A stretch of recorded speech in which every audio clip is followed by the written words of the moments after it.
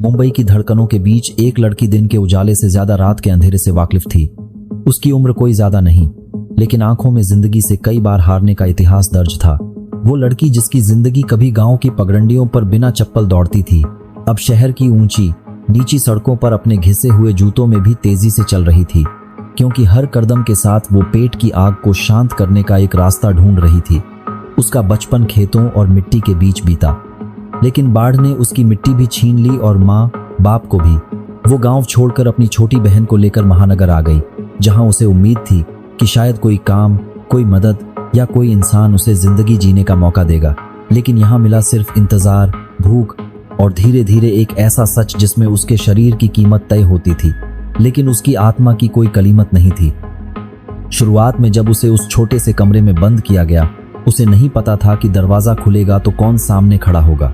लेकिन जब पहली बार किसी ने उसे खरीदा तो उसने बस आंखें बंद कर लीं, क्योंकि उसे अपनी छोटी बहन का मासूम चेहरा याद आ रहा था, जो स्कूल की किताबों में रंग भरती थी और हर बार पूछती थी, दीदी आप इतनी देर तक कहाँ रहती हो?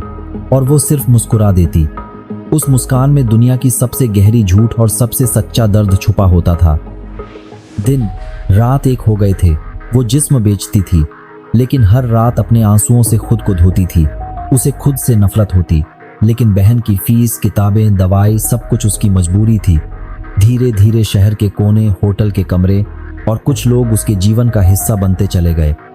लेकिन उसके दिल में एक आग थी, एक चाह थी कि वो इस नर्क से निकले और औरों को भी निकाले। लेकिन ये आसान नहीं था, क्योंकि हर मोड़ पर वो दीवारें थीं जो औरत की इज्जत नहीं, उसकी चुप्पी बेचती थीं। एक दिन उसे एक लड़की मिली, उम्र में बहुत छोटी, लेकिन जिंदगी के थपेड़ों से अधमरी। उस लड़की को देखकर उसकी रूह कांप गई। उसने ठान लिया अब वो चुप नहीं रहेगी। उसने आवाज उठाई, शिकायत की, लेकिन जवाब में धमकियां, बदनामी और अपमान मिला। फिर भी वो पीछे नहीं हटी। हर बार जब कोई उसे गिराने आया, वो अपनी छोटी बहन की मुस्कान सोचकर खड़ी हो गई। और जब एक दिन पुलिस ने उस लड़की को एक छापे में पकड़ा तो उसके चेहरे पर डर नहीं, बल्कि एक ठंडी सी मुस्कान थी, जैसे वो जानती थी कि अब उसका सच्चा चेहरा सबके सामने आ जाएगा। पूछताछ में जब उससे पूछा गया कि ये सब क्यों करती हो, तो उसने सिर्फ इतना कहा, क्योंकि पेट की आग इज्जत की परिभाषा नहीं समझती, उसे सिर्फ रोटी चाहिए। ये सुनकर सब खामोश हो गए, लेकिन वो नहीं। उसने एक संस्था में काम शुरू किया। उसने दूसरी लड़कियों की मदद करना शुरू किया। दिन में पढ़ाई, रात में काउंसलिंग और हफ्ते के हर दिन सड़क के किनारे खड़ी लड़कियों से बात करना, उन्हें समझाना, उन्हें बाहर निकालना। वो अब खुद को किसी की दया नहीं, अपनी मेहनत से बना रही थी। लेकिन उसके रास्ते में फिर आया अंधेरा, जब उसे पता चला कि उसकी बहन को भी उसी रास्ते पर धकेला जा रहा है जिससे वो खुद निकली थी। इस बार उसने अकेले लड़ना नहीं चाहा, उसने सबके सामने आवाज उठाई। लेकिन अब वो सिर्फ एक लड़की नहीं, बल्कि एक आंदोलन थी। उसने सबूत इकट्ठा किए, कैमरे लगाए, खतरे उठाए, कई बार मारी गई, घसीटी गई, जेल भेजी गई, मगर फिर भी नहीं रुकी, क्योंकि अब उसका डर खत्म हो गया था। अब वो सिर्फ अपनी बहन की नहीं, हर उस लड़की की लड़ाई लड़ रही थी जिसे समाज ने धंधे का नाम दे दिया था। एक दिन जब उसने उस गंदी मंडी का भांडा फोड़ा जहां बच्चों को बेचा जा रहा था, तो सबने सोचा कि अब उसका अंत आ गया है। लेकिन वो और मजबूत निकली।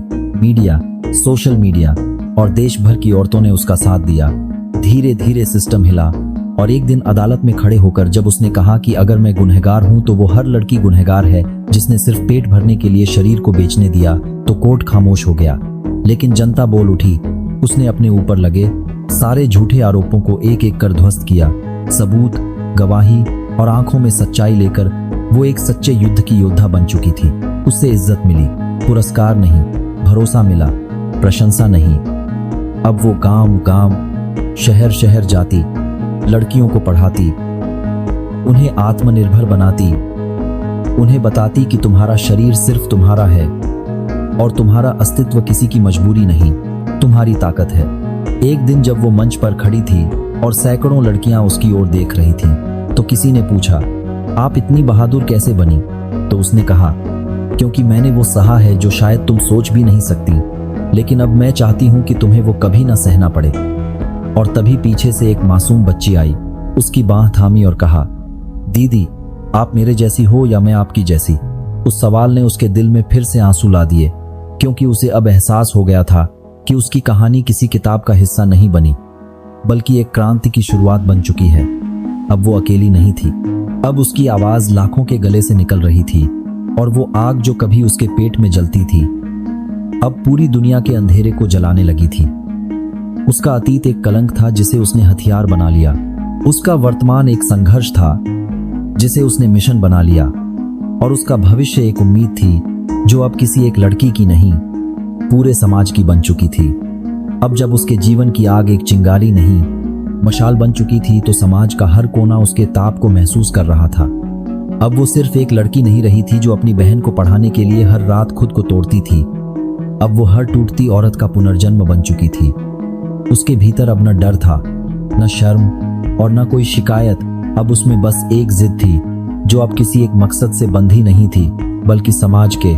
उसने अपनी कहानी को आवाज दी गांव की गलियों में, झोपड़ियों में, स्कूलों में और उन चाय की दुकानों पर जहां लड़कियों के कपड़ों पर चर्चा होती थी लेकिन उनके सपनों पर कोई सवाल नहीं उठता था। जब वो बोलती थी तो सब चुप हो जाते थे क्योंकि उसकी आवाज में वो सच्चाई थी जो नारेबाजी से नहीं आती बल्कि उन रातों की कीमत से आती है जो किसी ने नहीं देखी होती। एक दिन जब उसने एक सरकारी स्कूल में लड़कियों को भाषण देने के बाद एक कागज पकड़ा जिसमें एक बच्ची ने लिखा था, मैं भी आपकी तरह डरती थी, अब नहीं डरती। तो उसके अंदर एक सुकून पनपा जो किसी बड़े पुरस्कार से भी ज्यादा कीमती था। अब वो सरकारी बैठकों में जाती थी, नीति बनवाती थी और उन ऑफिसों के सामने खड़ी होती थी जहां कभी उसे अंदर घुसने तक से रोका जाता था। लेकिन उसकी लड़ाई अभी खत्म नहीं हुई थी क्योंकि अब कुछ चेहरे मुस्कान के साथ सामने आते थे लेकिन पीठ पीछे छुरा लिए खड़े रहते थे। उसे अब असली दुश्मनों से नहीं, नकली दोस्तों से सावधान रहना था। एक संस्था ने उसे इनाम देने बुलाया। मंच बड़ा था, कैमरे चल रहे थे, तालियां गूंज रही थीं, लेकिन जब उसने माइक उठाया तो कहा, मुझे इनाम मत दीजिए।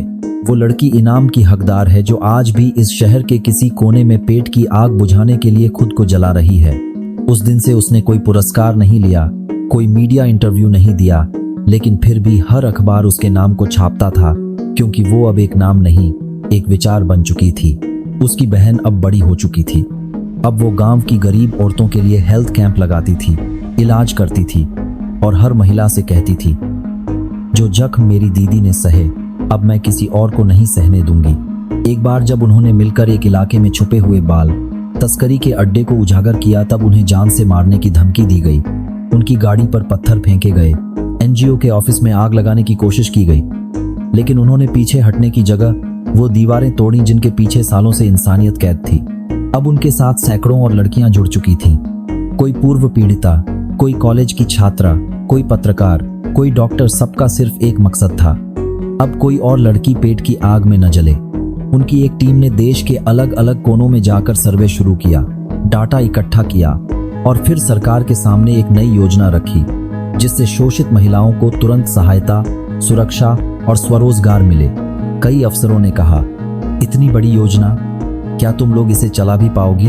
उसने मुस्कुराकर जवाब दिया, जब एक लड़की बिना किसी योजना के अपनी जिंदगी चला सकती है तो हम सब मिलकर देश की व्यवस्था क्यों नहीं। अब वो हर राज्य में जाकर अपनी जैसी औरतों को खोजती थी, उन्हें ट्रेनिंग देती थी, उन्हें मंच देती थी और कहती थी, अब मैं नहीं बोलूंगी, अब तुम बोलो। वो जानती थी बदलाव एक दिन में नहीं आता, लेकिन वो एक लड़की में एक बदलाव लाती और वही लड़की फिर 100 और में। एक बार एक पत्रकार ने उससे पूछा, क्या आपको कभी अपने अतीत पर शर्म आती है? उसने बड़ी सादगी से जवाब दिया, शर्म तो उन्हें आनी चाहिए जो इंसान की मजबूरी को धंधा बना देते हैं। मैं तो गर्व करती हूँ कि मैं टूटी नहीं, बल्कि टूटकर और मजबूत बनी। उसका जीवन अब किसी किताब का अध्याय नहीं, बल्कि हजारों किताबों की प्रेरणा बन चुका था। अब वो कभी कभी अकेली बैठकर पुराने कपड़े, पुरानी डायरी और बहन की पहली किताब को देखती और सोचती, क्या वो लड़की जो एक वक्त बस पेट भरने के लिए जी रही थी आज किसी की रोशनी बन सकती है? फिर वो खुद से कहती, हाँ, क्योंकि जिस आग ने मुझे जलाया उसी आग ने मुझे रोशन भी किया। कुछ साल बीत चुके थे। अब वो गांव की संकरी गलियों में नहीं, शहर की बड़ी सड़कों पर चल रही थी, लेकिन चाल अब भी वैसी ही थी जैसी उस दिन थी जब उसने पहली बार खुद को बेचकर बहन का पेट भरा था। फर्क बस इतना था कि अब उसके हाथ में एक पुरानी थैली की जगह फाइलें थीं जिनमें देश की सैकड़ों लड़कियों के सपने बंद थे। सरकार अब उसे बुलाकर राय लेती थी। दिल्ली, मुंबई, लखनऊ, जयपुर, हर शहर में उसके नाम से लोग पहचानते थे। किसी ने कहा उसने समाज को आईना दिखाया, तो किसी ने कहा वो सच्चाई की चलती फिरती तस्वीर है। लेकिन वो खुद को कुछ नहीं मानती थी, बस एक औरत जिसने वक्त के साथ लड़ना सीखा। एक दिन जब वो किसी सम्मेलन से लौट रही थी तो रेलवे स्टेशन पर उसे एक लड़की मिली, फटे कपड़े, सूनी आंखें, गोद में एक बच्चा। वो लड़की चुपचाप बैठी थी, जैसे खुद से थक चुकी हो। उसने पास जाकर पूछा, कहाँ जाना है? लड़की बोली, कहीं भी जहां रोटी मिले। उसकी आंखों में वही भूख थी जो कभी उसकी आंखों में हुआ करती थी। उसने उसे अपने नीगों में जगह दी, खाना, काम और इज्जत दी।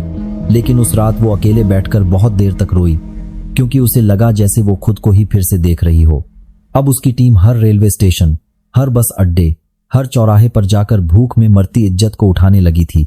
हर लड़की को फिर से जीने का हक दिलाने का काम चल रहा था। लेकिन लड़ाई अब भी पूरी नहीं हुई थी। एक बार उसे खबर मिली कि एक बच्ची का सौदा उसकी मां ने कर दिया था। वो दौड़ी, पुलिस को साथ लिया, उस कोठे पर पहुंची। वहां बच्ची रोती मिली और वो औरत जो उसकी मां थी, शर्म से सिर झुकाकर बोली, भूख थी साहिबा और कोई रास्ता नहीं दिखा। उसने मां को कुछ नहीं कहा, बस बच्ची को सीने से लगा लिया और इतना कहा, अब तेरा रास्ता मैं बनूंगी। उस दिन उसे एहसास हुआ कि पेट की आग कभी अकेली नहीं जलती। वो रिश्तों को, समाज को, मासूमियत को, सब कुछ भस्म कर देती है।